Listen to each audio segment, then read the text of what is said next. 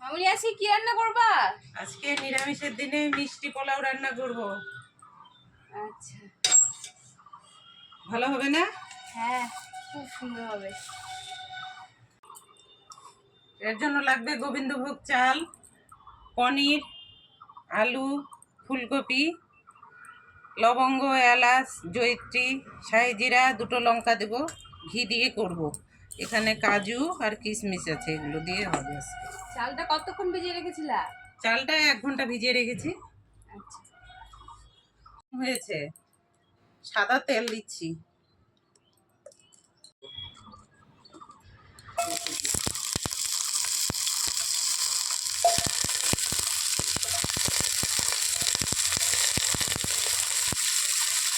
আলু কপি একসঙ্গে ভেজে নেবো, আলুটাও দিয়ে দিচ্ছি। লবণ দিচ্ছি সামান্য। ভাজা হয়ে গেছে, এখন তুলে নেই, নিয়ে পনিরটা ভাজবো আবার।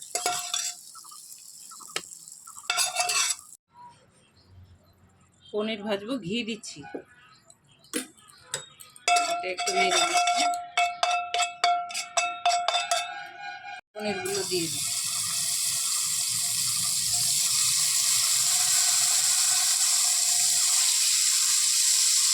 লবণ দিচ্ছি, হালকা হয়েছে, একটি উল্টে দেব।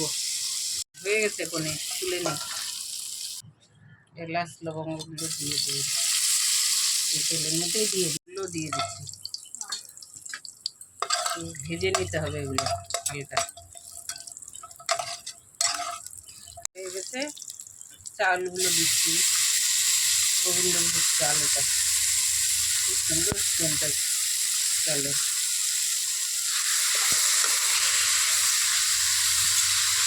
এটা দিয়ে দেবো।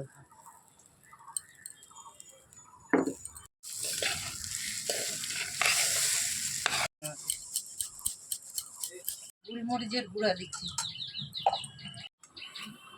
লবণ দিচ্ছি। ফুলকপি আলুগুলো এখনই দিয়ে দিতে হবে।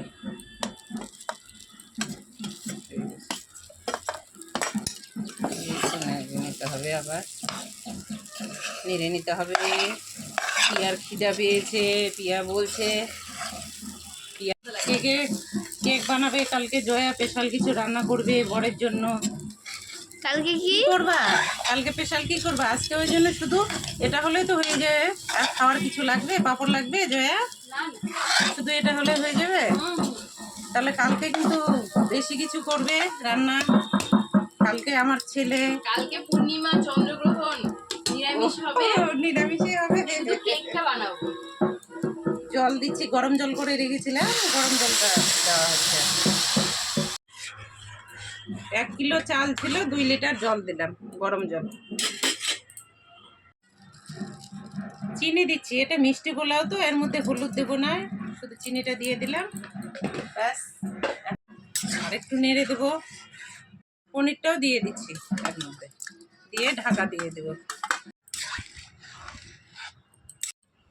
দেখি পোলাও হয়ে গেছে, আঁচটা কমাচ্ছে।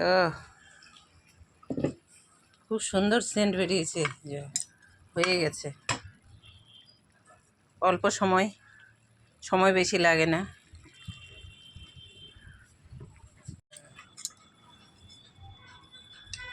হয়ে গেছে জয়া। এখন শুধু একটু আলু ভাজি পোস্ত দিয়ে, তাহলেই হয়ে যাবে। অল্প ব্যাস। এখন পিয়া খেয়ে নেবে মা। খুব সুন্দর হয়েছে দেখতে, খেতেও সুন্দর হবে। বন্ধুরা সবাই বাড়িতে এইভাবে বানাবেন নিরামিষ দিনে, দেখবেন খেতে খুব ভালো লাগবে। শুধু আলু পোস্ত করেছি।